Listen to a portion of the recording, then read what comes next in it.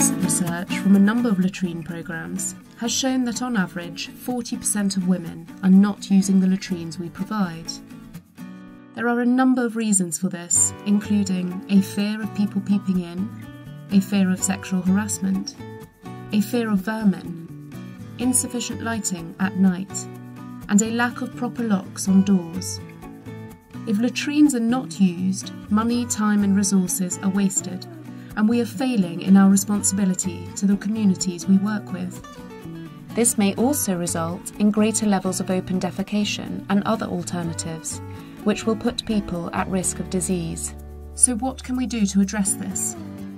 Designing for women, with women, will result in facilities that are better and safer for everyone.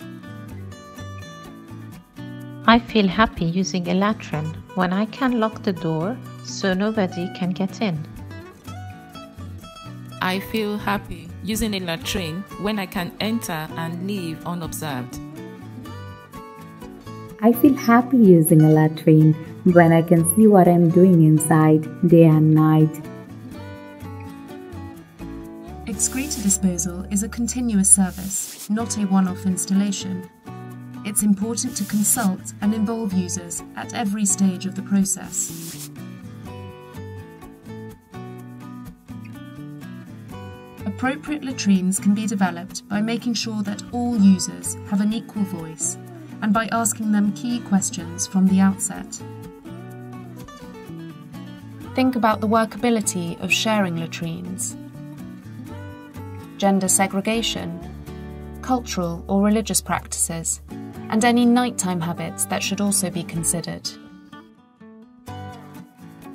Practicalities should also be discussed with the community from the outset. Involve users when deciding on the location of the latrines. Think about the cleaning and maintenance of communal areas. Are cleaning kits available and in use? Consider how quickly latrines fill up, how they will be emptied, and where sludge will be disposed of. Think about how to encourage hand washing after defecation. Can nudges, such as mirrors and footprints, be installed? Systems will need to be established for collecting feedback from the users and for ensuring regular monitoring and repairs. Safety should be a key concern when designing latrines, and appropriate lighting can be instrumental to this, both on the pathways to and from the latrine and inside. Additional safety can be provided by carefully planning the location of the latrines and ensuring they are within 50 metres of a dwelling, but never on a busy road. Also, always make sure to clear any surrounding bushes that could house snakes and vermin. Privacy is equally important to users and should play a vital role in the design process. Crucial considerations include the height of the walls and the material used.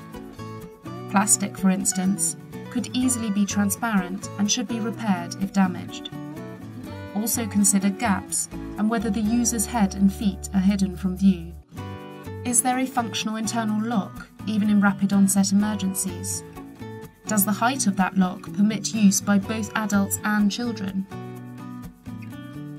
When thinking about privacy, always remember that users will prefer to use the latrine unobserved. This can be achieved through ensuring that male and female latrines are segregated, with clear signage, by designing a discreet entrance, and by providing a screen if requested. Access should also be considered. Think about the interior space itself and the width of the door. Are there any barriers for the more vulnerable members of the community, such as disabled and elderly persons? Have you considered children and their needs?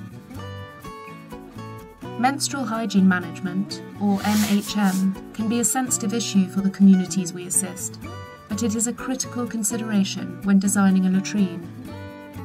This requires asking both women and adolescent girls about their current practices, and also consider how women can wash, dry and reuse their MHM materials.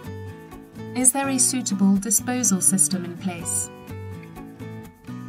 community consultation throughout the project cycle is critical to ensure that latrines adapt to the feedback and provide dignified, safe and accessible facilities. We feel happy using latrines when we feel heard and confident that our concerns have been listened to.